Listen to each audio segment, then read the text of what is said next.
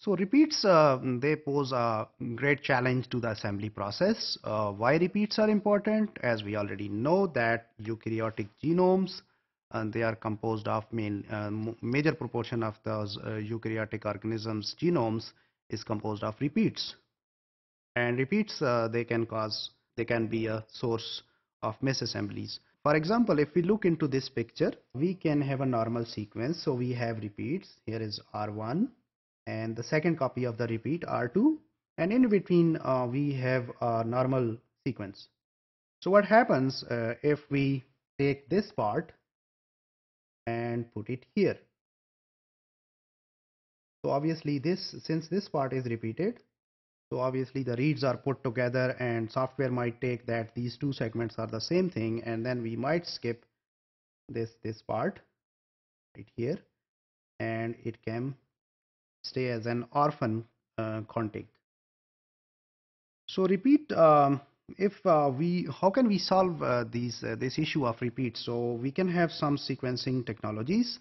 If we can get those read lengths which are longer than the lengths of the repeats, but unfortunately the technologies are not those long read producing technologies are not efficient. So we have to get back to those short reads. So what we can do next is we might use another option, that is we can use mate pairs. Right, so we have seen them earlier.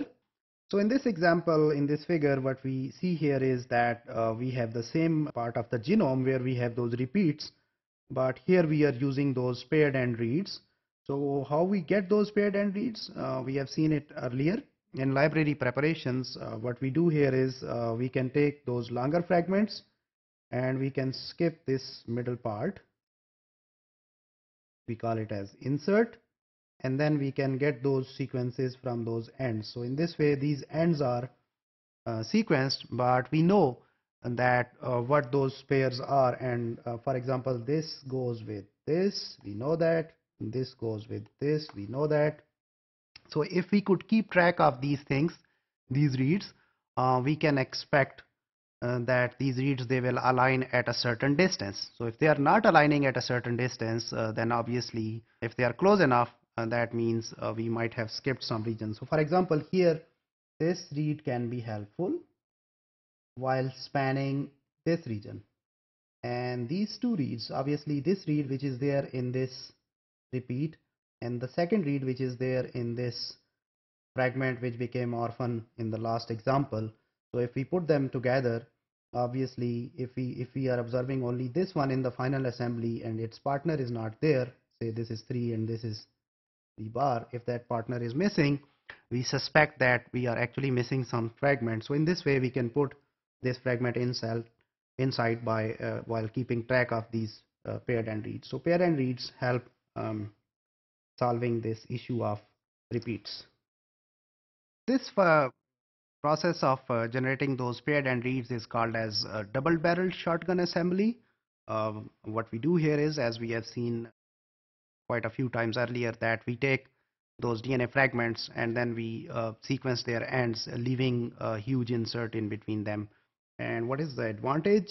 Obviously, it can, when we reconstruct assembly from those paired end reads, it can help solving the issues of repeats, because it is unlikely that both the members of the pairs are coming from repeats. So it is expected that one is coming from a repeat region and one may be coming from a normal region. So in this way we can put those repeats and normal regions in their perfect orders, as we see in this example. So here we have this normal sequence and then we have this repeat 1 and there is a repeat 2. So this is we have one assembly, so we can see the perfect orientation of these two folks, this one and this one. So in this way we can expect that there is another fragment, this one, in between these two repeats. So we can have, for example, here we have one of the paired end here in this normal fragment, the other one is in repeat 1, and then again in repeat 1 we have one of the pair here and the other one is here. So sometimes we do have misorientations, like for example this guy is here but its counterpart is here. So since this guy is kind of a repeat, we might neglect that. Same way we can have one fragment in R1 whose opposite fragment is here. So, but obviously the insert length is longer than expected, so we might kind of neglect this. So so far what we have seen is that most of the eukaryotic genomes they have repeats, and repeats they pose challenges to assembly, and using these double-barreled shotgun assembly methods in which we are using those paired end reads can help solve the issues of these repeats during assemblies.